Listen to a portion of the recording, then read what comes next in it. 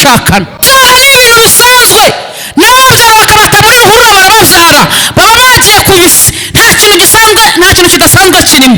Kubyara ni ibintu bisanzwe, n'umurozi arabyara agaheka, ariko ikintu gikomeye kirimo ni ukubyarira mu maso y'umuntu wavuga ko utazigera umubyarana. Gutunga amafaranga ni ibintu bisanzwe, n'abasikoro barayafite, ariko ikintu gikomeye cyane ni ugutunga amafaranga mu maso y'umuntu wavuze ko iwanyu nta muntu uzigera yikamira n'ayimbwa, hanyuma akabona uparitse imodoka. Ako niko gashya karimo.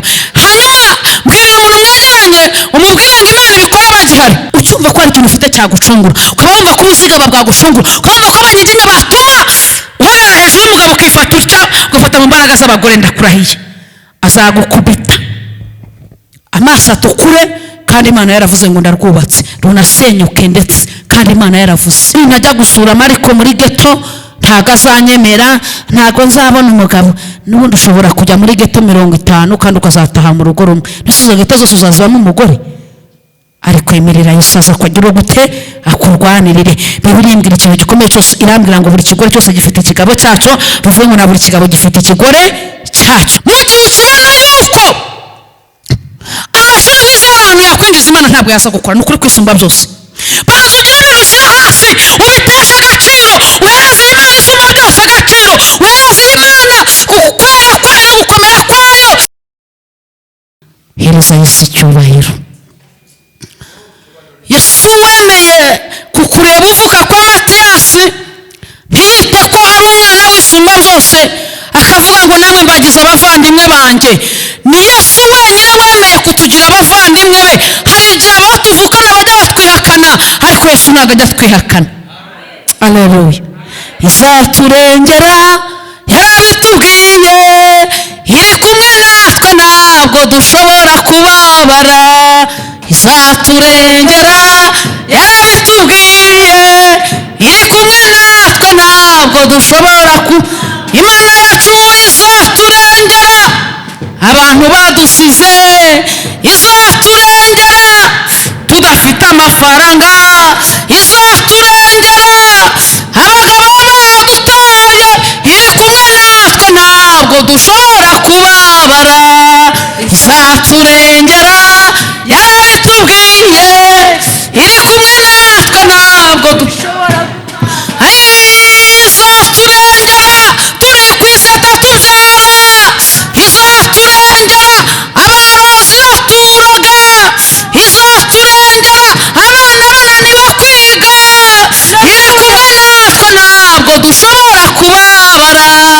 Izaturengera yarabitubwiye, iri kumwe natwe ntabwo dushobora kubabara. Imana izaturengera tukiri mu bukode, izaturengera yaduhaye aho kuba, izaturengera twishyura mituweli, iri kumwe natwe ntabwo dushobora kubabara. Izaturengera yarabitubwiye, ntabwo dushobora kubabara.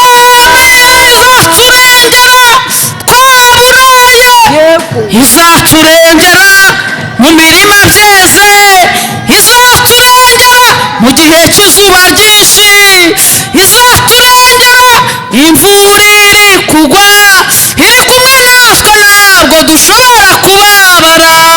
Izaturengera yarabitubwiye, iri kumwe natwe ntabwo dushobora kubabara. Amen.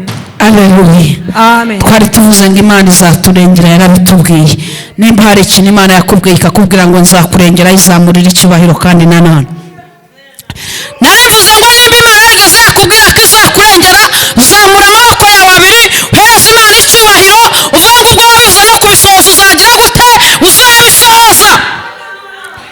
Nasomye Bibiliya ngo niyigira ikirema yarangiza ikagikomeza. Aleluya. Abantu bakubeshya, bagusezeranya amasezerano atazasohora. Umuntu yakubwira mu gitondo ngo turi kumwe, nimugoroba ugasanga yabivuyemo. Mubwire ngo nukubera ko ari umuntu. Ariko ijambo ry'Imana riravuga ngo Imana niyigira ikintu irema, yarangiza kukirema ikanagikomeza kandi ikagishyigikira, ikagiherekeza ibihe ibihumbi. Yigeze yabwira Yeremiya, iramubwira ngo Yeremiya we,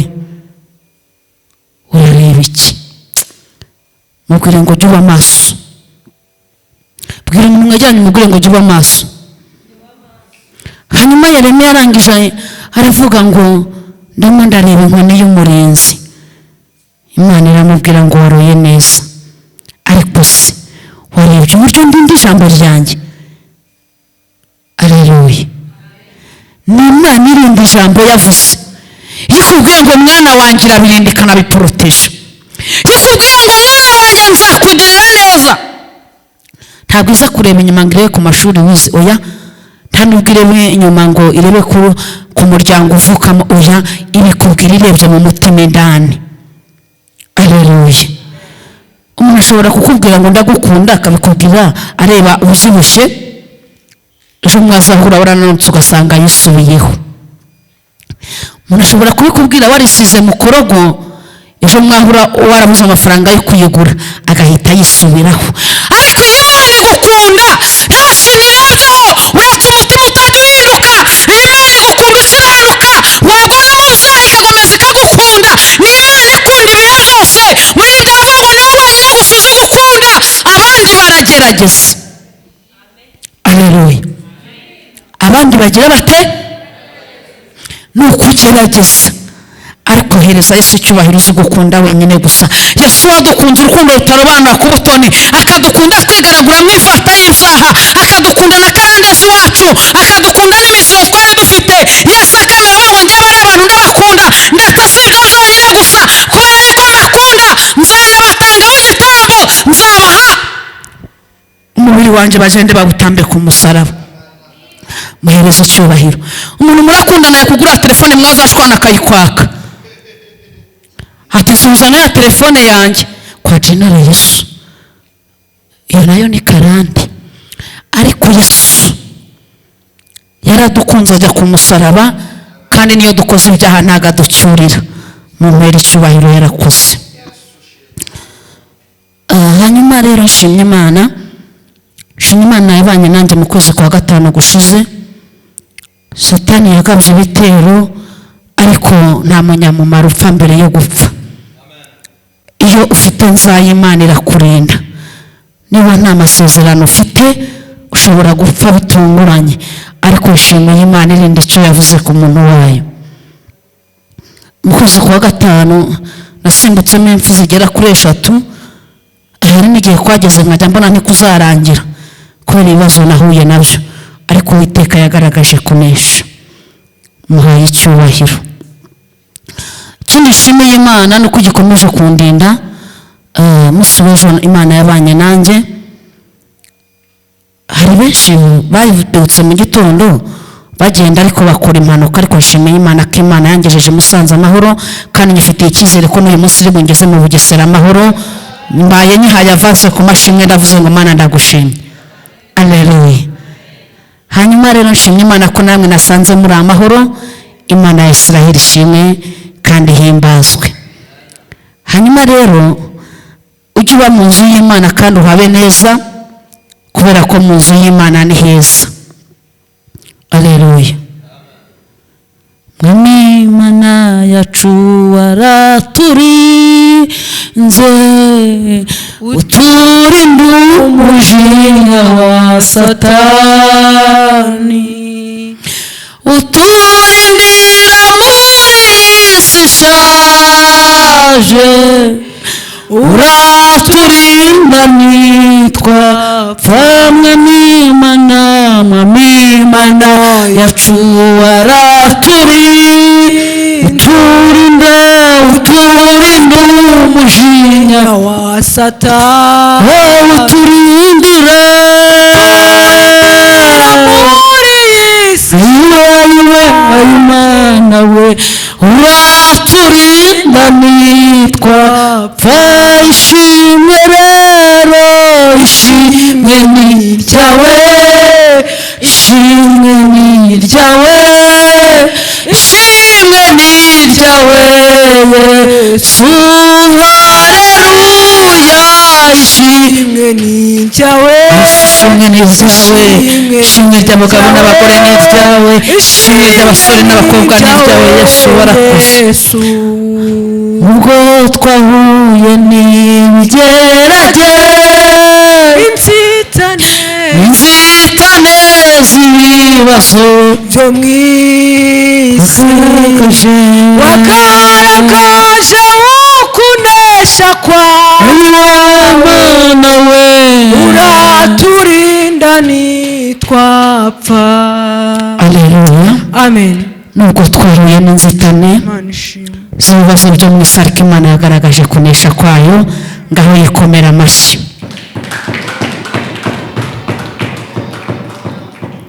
Hanyuma amaze iminsi ifite ijambo mbwira abantu ngo kuba warya ntabwo ari igitangaza kuko n'abarozi bararya, ahubwo igitangaza kirimo ni ukurira mu maso y'umuntu wavuze ko uzicwa n'inzara.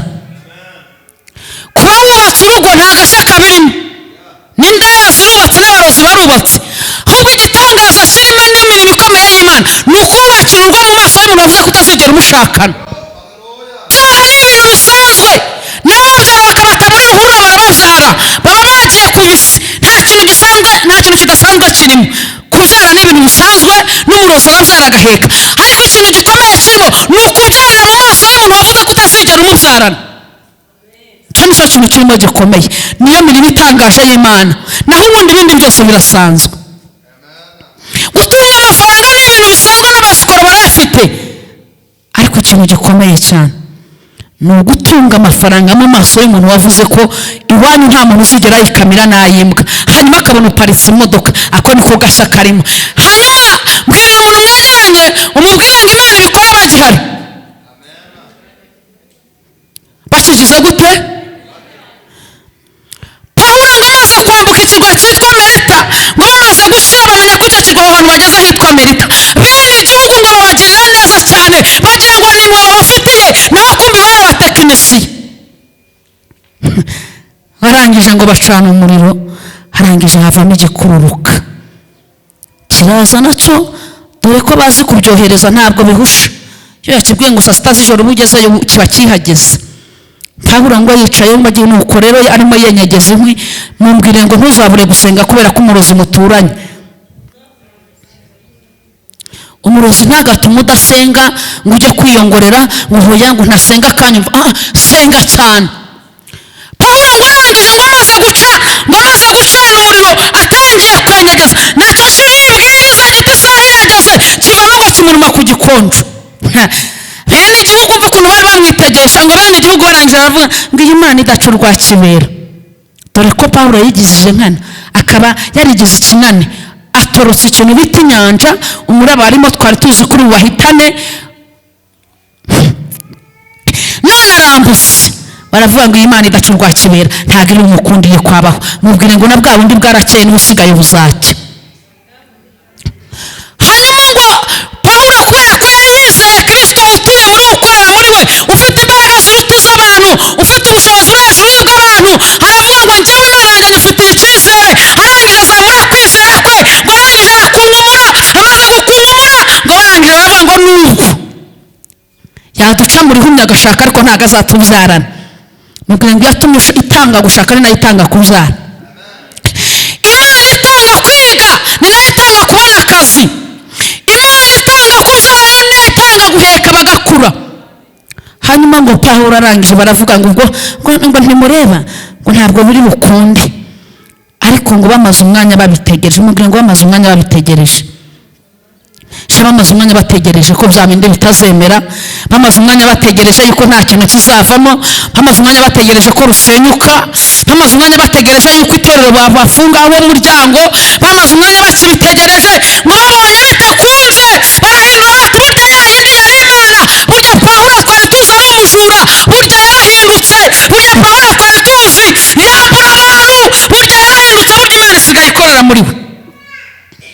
Hanyuma Imana ikuremera igitangaza kivugira kugira ngo bamenye ko ari Imana wakurikiye, kubera amateka ufite n'iminsi urimo n'ibihe uhagazemo, ntabwo abantu bamenya ko ukorera Imana, nta nubwo bamenya ko wakijijwe. Oya, none se ubundi nimba ukibeta mukajya gusangira bya bindi byanyu ngo ni imisururu, bazabwirwa n'iki ko wakijijwe? None se ubundi nimba mugihurira mu isoko ukigura nawe miti y'ibishyimbo, bazabwirwa n'iki ko Yesu agira neza? ariko Imana igukoreye igitangaza kivugira, hanyuma bahindura amagambo bari kuvuga ku musozi utuyeho, no mu muryango washatsemo bamenye ko hari Imana ihindura amateka. Reka twihute dusome ijambo ry'Imana dusanga mu gitabo cy'umuhanuzi Yoweli, ibice bizaho ni 2. turasoma amagambo make cyane, turahera ku murongo wa 19.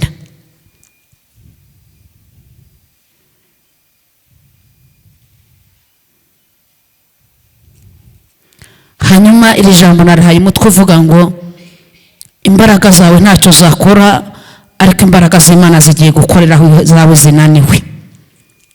Abyumvise? Imbaraga zawe nta kintu zakora, ariko imbaraga z'Imana zigiye gukorera aho unaniriwe. 19 haravuze ngo amaze Uwiteka agirira igihugu cy'ishyaka, ababarira ubwoko bwe. Nuko Uwiteka asubiza ubwoko bwe ati, dore ngiye kuboherereza ingano na vino n'amavuta ya elayo bibahaze, kandi sinzongera kubakoza isoni muri abo banyamahanga, ahubwo ingabo z'ikasi nzazishyira kure yanyu, nzirukane nzigeze mu gihugu kitera kandi kirimo ubusa, iz'imbere zigwe mu nyanja y'Iburasirazuba n'iz'inyuma zigwe mu nyanja y'Iburengerazuba, kandi kunuka kwazo kuzazamuka, kandi umunuko wo kubora kwazo uzazamuka, kuko zakabije gukora ibikomeye. Ntutinye wasi we, nzanezerwa kandi ntutinye wasi we, nezerwa kandi wishime, kuko Uwiteka akoze ibikomeye. Komera Imana amashyi.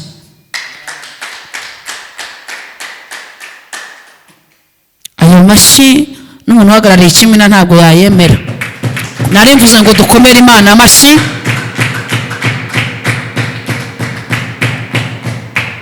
Imana ibahereza umugisha.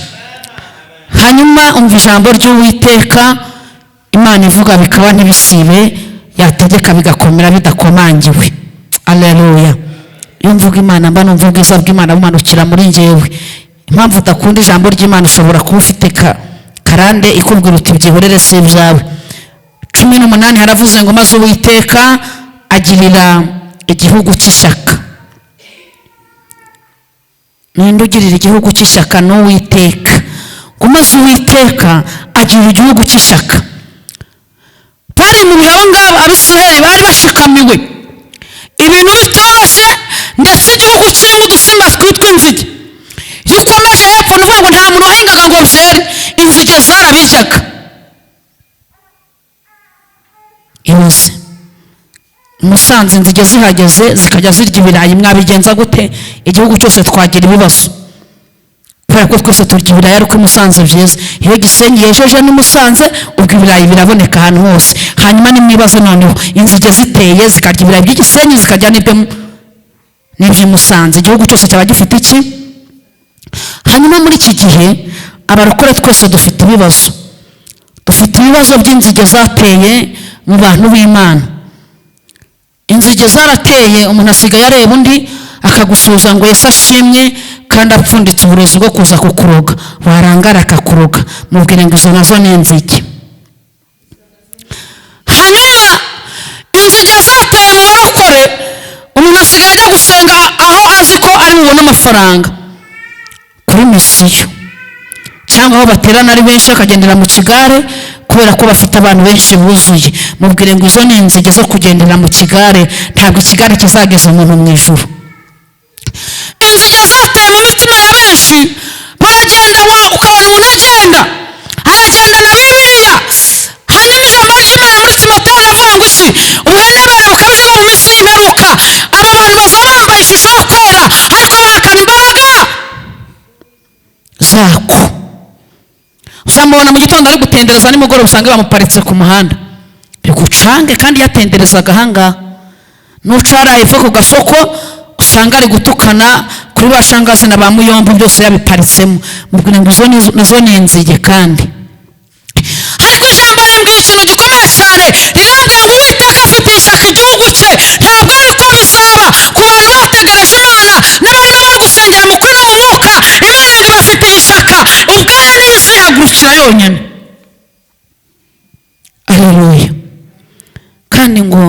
ibabarira ubwoko bwayo. Kuba buri munsi tuzi imbere y'Imana tukuvanga Imana ko Mana mbabarira, ikakubwira ngo ndakubabariye, ni ukuzi ko turi ubwoko bwayo. Haleluya. Rero kubera ko ifite ishaka, ni nayo mpamvu igiye kutubabarira. Ikibazo ni uko nabonye abantu babigize ndabimenyereye. Nari nzi ko namwe mutarashyiramo igisirimu, wenda mutari nk'abantu b'i Kigali. Abanyakigali bamaze kubishyiramo igisirimu, babishyiramo n'amashuri menshi cyane. Ariko hari Yesu uri hejuru ya byose, birusha imbaraga, niko Bibiliya yambwiye. Ngo Yesu uri hejuru y'ibyo byose abirusha imbaraga. Hanyuma nabonye namwe mbese mwarasizemo utuntu tw'igisirimu, barakubwira uti musenge mwihane, ugasanga nta muntu n'umwe ufite gahunda yo kwihana. Mukajya murebana mutya, nabarebaga burya, umwe akajya areba undi atya n'undi atya. Kandi nyamara yaba wari uzi ko Bibiliya yambwiye ijambo rikomeye cyane, irambwira ngo ku munsi w'imperuka umugabo azaba aryamanye n'umugore we, hanyuma umugore amukurweho agende, umwana akurwe kuri nyina amuhetse mu mugongo, umwana agenda undi asigare. Umwe azaba ari hejuru y'inzu, undi ari mu nzu mo indani, ariko ntawe uzajyana n'undi, buri wese azazamukana n'ibye. Kabiri, njya nkunda abantu bafite yishurirwa cyane. Muri bisi bamanitsemo akantu kavuga ngo mugenzi cunga umuzigo wawe. Mugenzi cunga, bivuze ngo nutugirira neza nawe kugirira neza wundi ugize ute uhari. Bibiliya ijambo rikomeye cyane, irambwira ngo icyo kuba abantu bamwemeye bakamwizera, yabahaye ubushobozi bwo kwitwa abana b'iki. Hanyuma mugacunga umuzigo wawe n'ibyaha byawe, ntabwo njya nziza kuwugucungira, sibyo? Kubera ko ubwoko bw'Uwiteka naburimo, kandi kugira ngo tubabarirwe twese nuko duca bugufi tugasaba imbabazi. Nta muntu ujya ubabarira umuntu atamusabye imbabazi. Hanyuma mugabanye ibyo bintu, mugarukire Uwiteka nawe azabagarukira, kuko niko Bibiliya ivuga. Byashoboka ko wabimenyereye ko bahora babikubwira, ariko ijambo rirambwira ngo ibyo ngibyo urabikora ukibwira ko mpwanye nawe rwose. Ariko umunsi umwe wonyine gusa, uwo njyewe ntazi nawe utazi, ngo Uwiteka azabishyira imbere y'amaso yawe uko bikurikirana. Rya joro wireta uzi ko nta muntu uri kukureba, burya ngo Imana ibikureba. Wicaye mu cyumba wawe uri kuvugira kuri telefone amagambo y'amandwa, burya ngo Imana ibikureba. Iyo uri guhana n'umuntu randevu mu cyumba murimo muri babiri, burya Imana ibihari ari iya gatatu. Umunsi rero yabishyize ku mugaragaro, uzajya ureba uhita ugira utyo. Ariko ndakwifuriza ko wagarukira Imana yiteguye kubabarira ubwoko bwe. Iryo ryari itangazo nari ntanze. 19 aravuze ngo ni uko Uwiteka asubiza ubwoko bwe ati, dore ngiye kohereza ingano na vino n'amavuta ya elayo bibahaze. Haleluya. Uwiteka, mumbwire ngo ikibazo cyose ufite Imana igifitiye igisubizo. Ahantu Imana ibera nziza kuruta ba data na ba mama batubyaye. Umubyeyi ashobora kuguha 8 ariko ntago yakubakiramo inzu. Iyo guhaye akabanza iby'inzu urirwariza, yubaye ikigwaruka akagurisha, ibyo ntago biba bimureba. Ariko ngo Uwiteka we ubwe ngo agiye kuzana ingano, hanyuma byabara ingano ntabwo zaba zihagije gusa, aravuga ngo reka nshyiraho na vino, kandi aravuga ngo mbahaye bike ntacyo byabamarira. Aravuga ngo ni ibintu bibahaza. Bigira bite? Umubyeyi ukohereza ku ishuri akaguha minerivare, wamubwira uti nyamara nzakenera reja de poshe, ati bisigaye uzirwarize, aba yumva uzarwaza iki? Ariko Uwiteka we ngo araduha ibintu bigira gute? Icyo kurya n'icyo kunywa. Abakobwa rero bubaha ibintu bibahaza, abagabo bazi ibintu bibahaza, abagore bazi ibintu biduhaza, kandi n'abana bazi ibintu bibahaza. Hanyuma araduha icyo kurya ndetse aduhereza n'icyo kugira gute?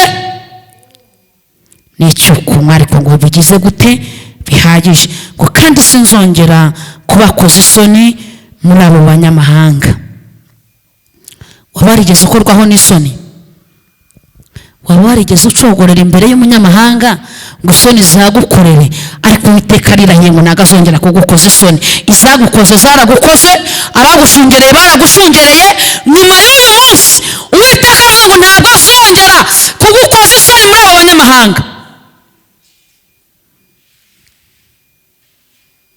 Iminsi iba myinshi igahimwa n'umwe, ariko umunsi nzabona umwami n'usanzwe, azaha umutima wanjye kunezerwa, kandi ubwo azaza nawe azi uko azakugenza. komera Imana amashyi. Hanyuma Imana itubwira ijambo rikomeye cyane, iravuga ngo ntabwo uzongera gukorwa n'isoni. Abantu bazi ko abantu dusenga ariko tutagira icyerekezo. Mubwire ngo dufite icyerekezo. Aleluya. Ntabwo tuzongera gukorwa n'isoni, ubupfubyi buzaba burangiye, Imana izaba itubereye umuterankunga mukuru. Aleluya. Yaba wari uzumvise ko Imana ari ivuze ngo ntabwo uzongera gukorwa n'isoni, wakazamuye amaboko yawe ukayihereza icyubahiro, kubera ko igihe tumaze isoni zidukora kirahagije. Aleluya. Igihe tumaze dukorwa n'isoni ni ukuri ko Imana kirahagije. Abanyamahanga batwivuzeho bamwe bati ubundi barasenga, aho basengeye se babonye iki? Mubwire ngo nta sengesho ry'umunyagara ku Mana. Nukuri nta sengesho ry'umunyagara ku Mana. Iyo Mana ntabwo izadukoza isoni, kandi irirahiye niyo ibivuze. Yaza kuba ari Yoweri gusa wabivuze, bakubwiye ni Yoweri yaravuze ngo ntabwo tuzakorwa n'isoni, ariko Uwiteka nyir'ingabo niwe uvuze ngo ntabwo tuzakorwa n'isoni mu maso y'iki? Y'abanyamahanga. Ngo ubwo ingabo zikasi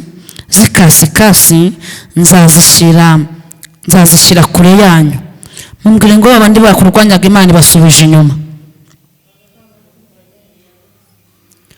Abantu bakurwanyaga Imana basubije hehe? Kubera ko Imana yarabibonye, ibona ko koko ibyo bakora no kuri babifitiye n'ububasha. Ahubwo ati twebwe mu muryango w'iwacu ntabwo tujya dushaka abagore batabyara. Urumva adafite ingingo imurengera yo gutuma kurwanya se? Ahubwo ati twebwe iwacu ni ukuri dushingiye ku gisekuru cyo kwa runaka, ntabwo dushobora gushingira umuhungu udafite inzu. Uwo muntu urumva adafite ingingo imurengera? Dushingiye ko iwacu data yaratunze inka, ntabwo dushobora kuzana umukobwa utarize. Turashaka uwize kugira ngo tuzamuke inka zacu ze gupfuza. Uwo muntu urumva adafite ishingiro? Ariko mubwire ngo ibyo bishingikirijeho bikubeho, Uwiteka aratabaye. N'Imana itanga amahirwe ya kabiri, kandi n'Imana ijya yerekana kuri finale. Iyi Mana ntishobora guha umuswa wo gukina ku minota 80, oya, irareka bagakina ikaza gukina finale. Hanyuma Imana ivuganye nawe ijambo rikomeye cyane, iravuga ngo ingabo zaguhagurukiye, hanyuma n'Imana izisubije hehe? Inyuma. Nasomye Bibiliya imbwira ijambo rikomeye cyane, irambwira ngo bazagutera banyuze mu nzira imwe. Hanyuma Imana yo nibahagurukira ibatere kuguhunga baciye mu nzira 7. Bivuga ngo nta yindi connection bazaba bafitanye, kubera ko bazaba batatanye.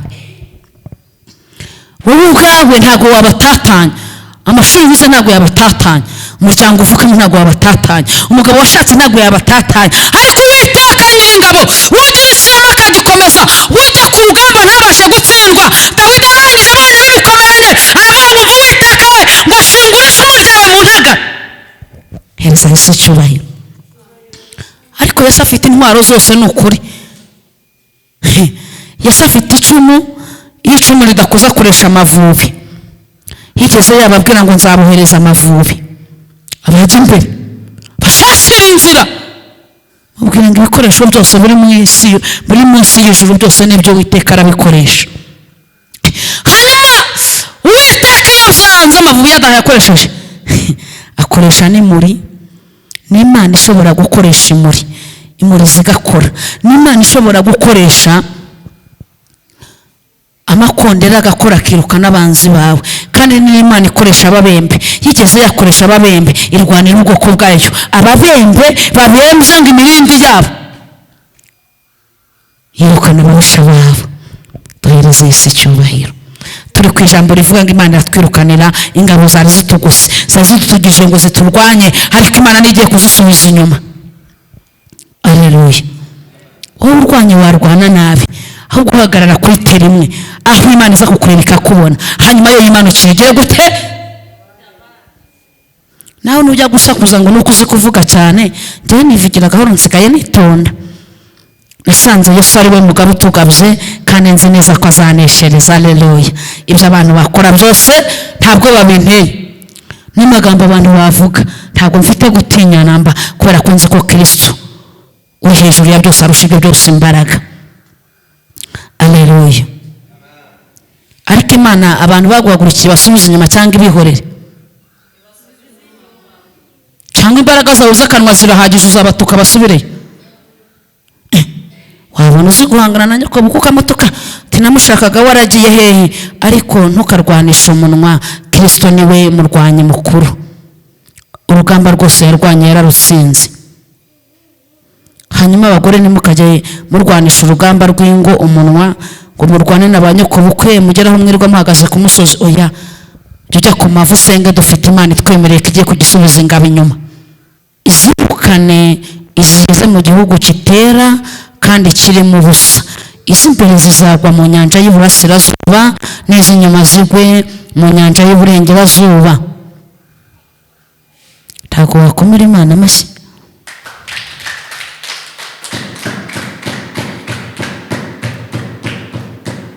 ese izi ngabo nimba Uwiteka yarateguye n'aho azazita, ubwo bufite n'ubwiki, mumbarize ngo ubwoba nibushire Yesu yemeye kuturwanirira.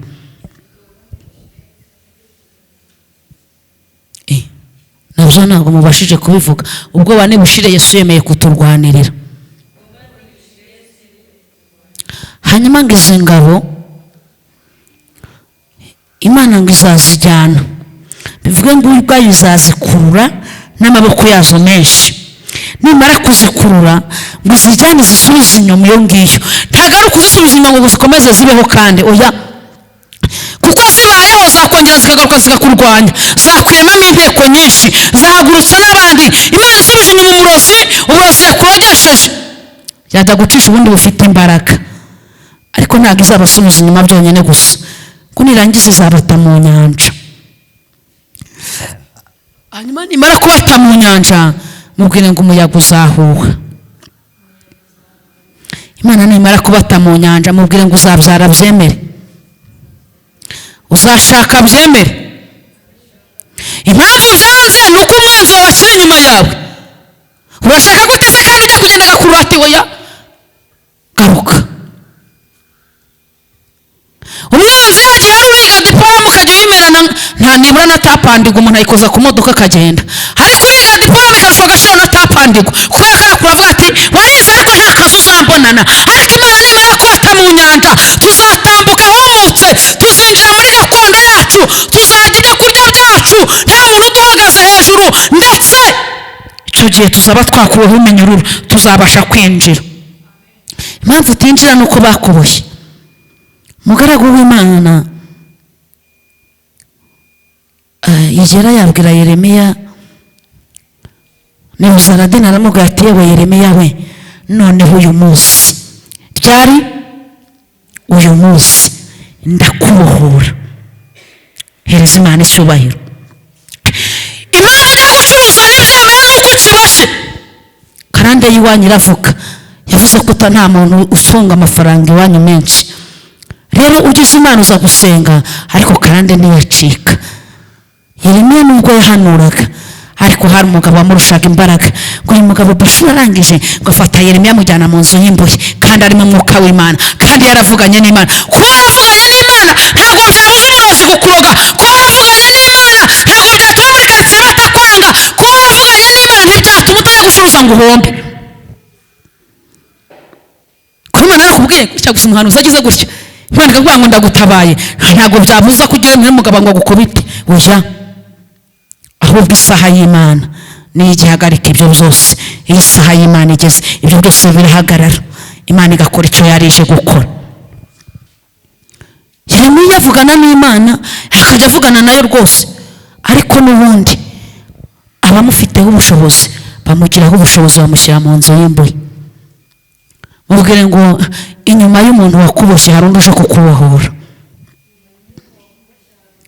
hanyuma ngo hagoboka umugabo araza aramubwira ngo Yeremiya we, nanze agasuzuguro k'abanyamahanga.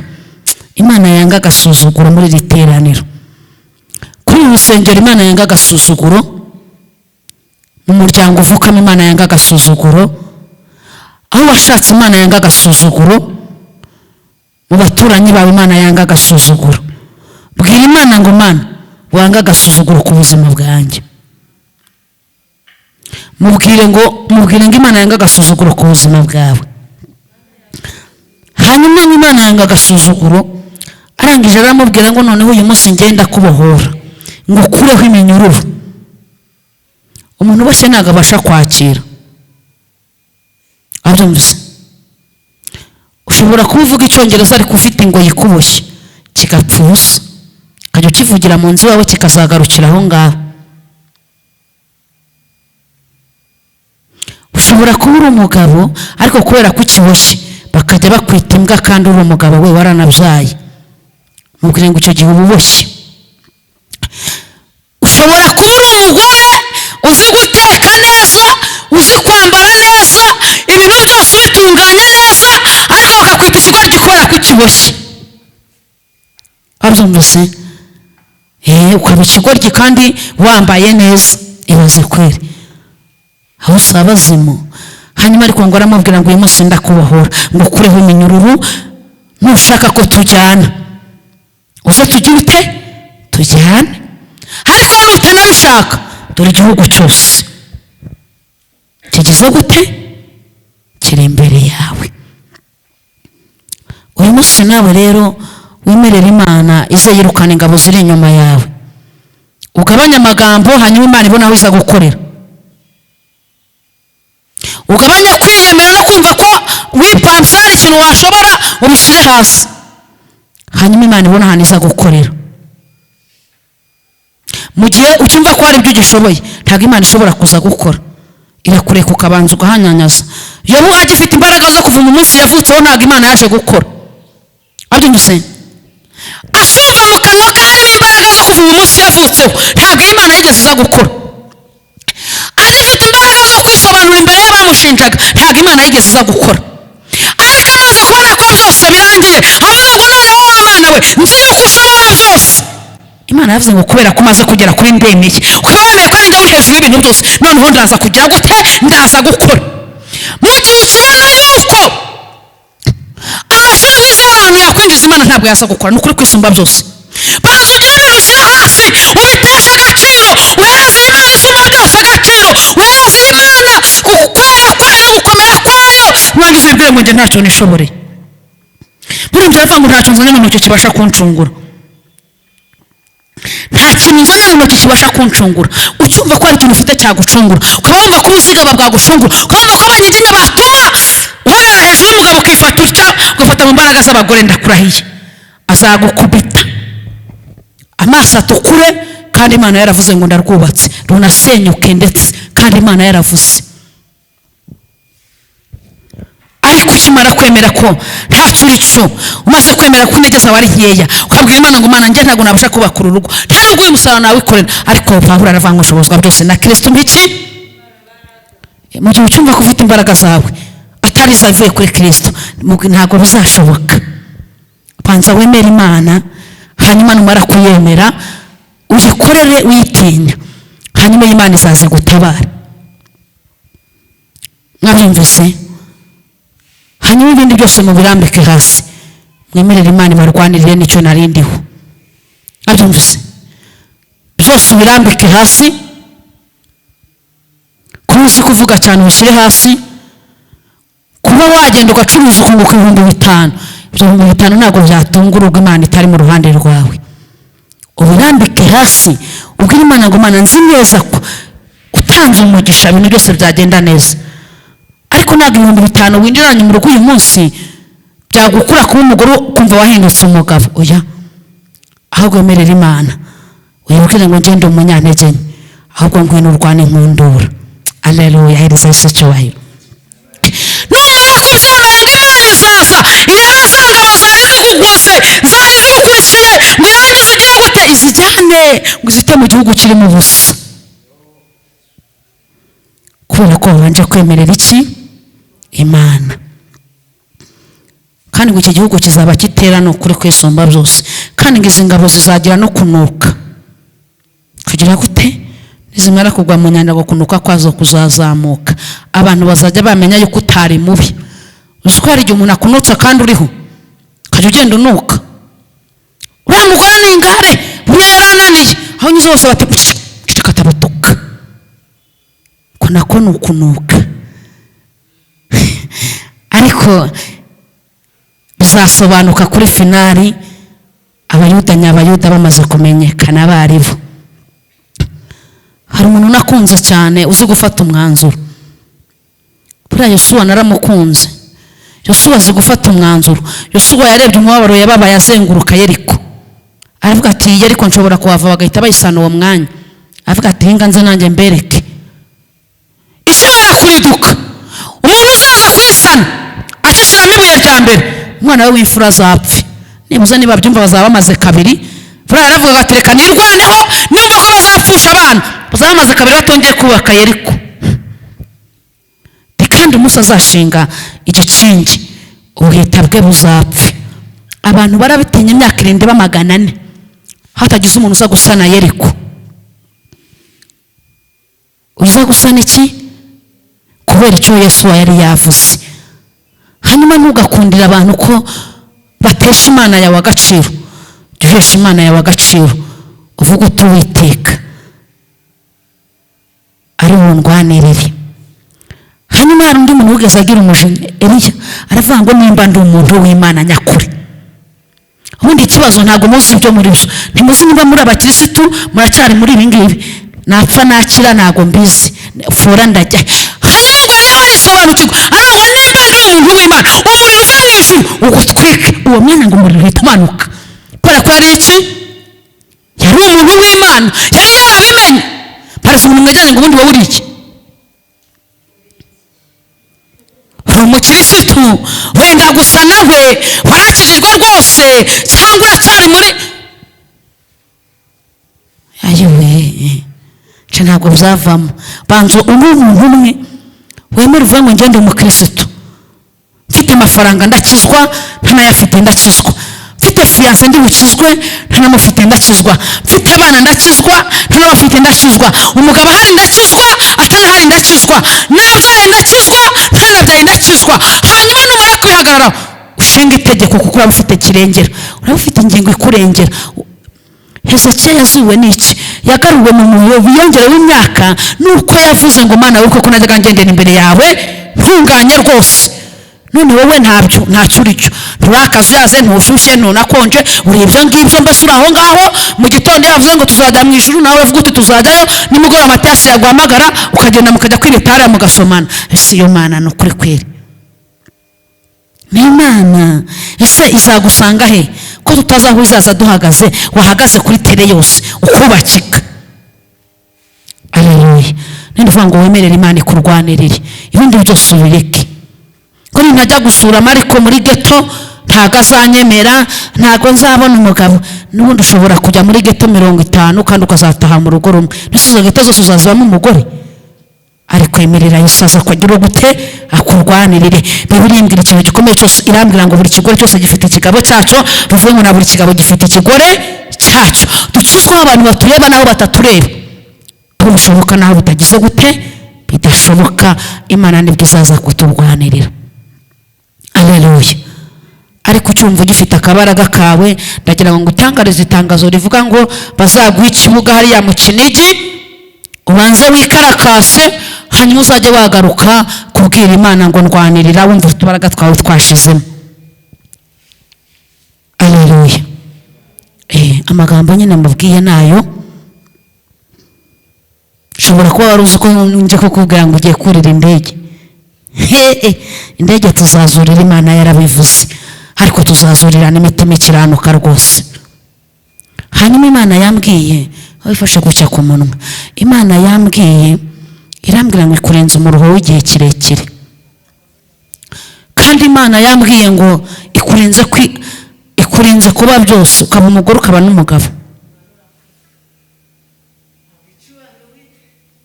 Kubera ko nta muntu ufite wo kukurengera. Imana irambwiye ngo ije kukurengera. Imana yavuganye nanjye irambwira ngo nkubwire ngo iminsi yawe imyinshi ni iy'amarira, ariko Imana yambwiye ngo ije kuguhoza amarira warize. Kabiri, Imana irambwira ngo nta muntu wo kukugirira impuhwe, ariko Imana irambwiye ngo ije kukugirira impuhwe, kandi Imana ije kuguhagararaho. Gatatu, Imana ivuganye nanjye irambwira ngo ntabwo ubuzima bw'umuruho ari karande yawe, Imana izahindura amateka ku musozi utuyeho. Nibyo abantu bose barabizi, niko Imana yambwiye, ariko Imana yambwiye ngo ije guhindura amateka inyuranye ibihe, kubera ko hari n'abantu bakwishisha. Nibyo mvuze, nta kindi ndengejeho, nuko Imana yavuganye nanjye.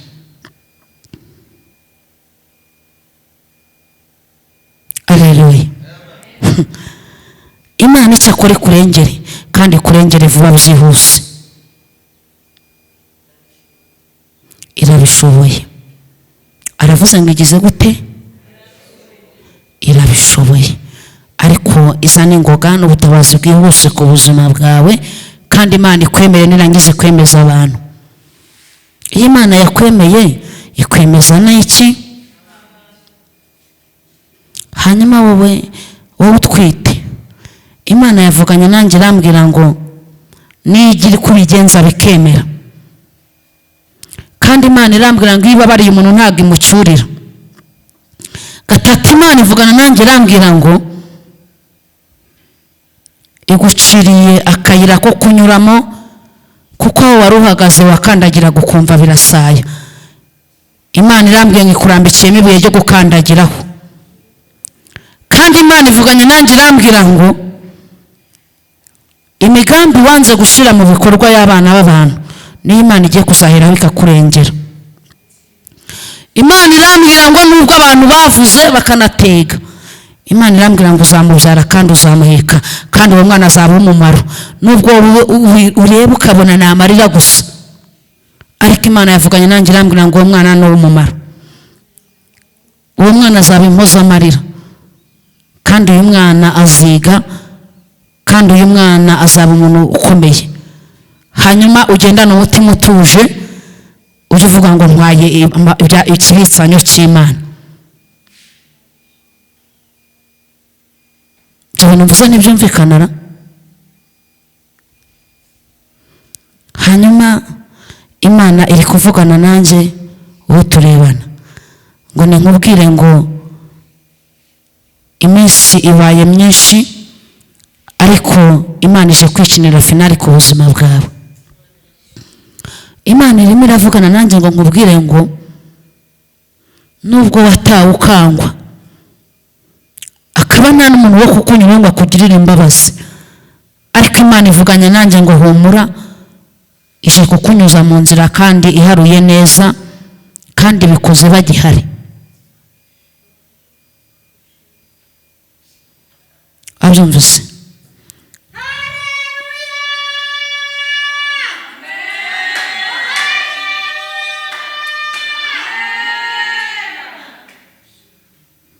Hanyuma Imana yambwiye ngo ije kukumuremera umunsi w'umunezero ku buzima bwawe, kandi Imana irambwira ngo uzaho inzige zariye ntabwo zizongera kubirya ukundi.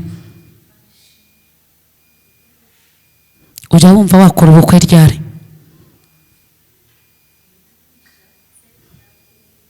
Hanyuma ushobora no kugira imyaka na mirongo. Iyi Mana rero ni Imana y'amahame. Abyumvise? Wowe shyiraho purani. Ijambo ryarambwiye ngo niyo kidahari irakirema, kandi nawe itaranyura ni mu kwayo. Uyibwire ngo njyewe undi mwaka nk'iki gihe ndashaka kuzaba nakoze ubukwe, kubera ko n'Imana ishoboye ibintu byose, kandi n'Imana itimana, n'Imana dusaba ikaduha, kandi iyo dusengera twumva. Imana yambwiye ngo izakuremera ibirori by'umunezero.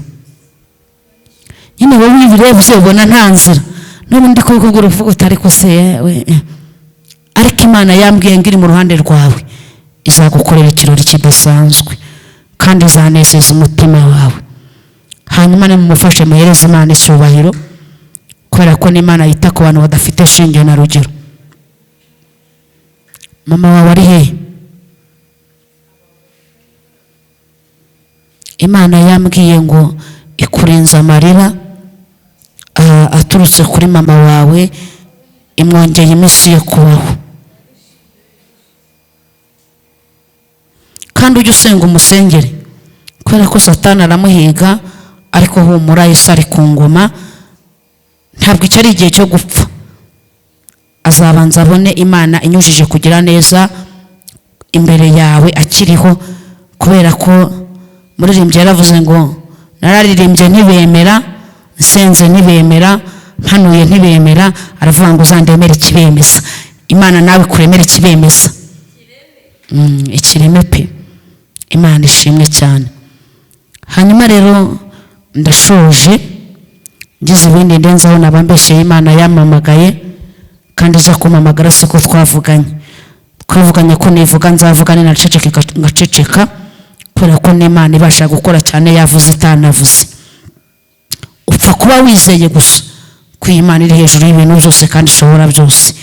Rero mujye mwizera Imana, ariko Bibiliya irambwira ngo mwizere n'abahanuzi. Hanyuma rero Imana ya Isiraheli bamera umugisha. Murakoze.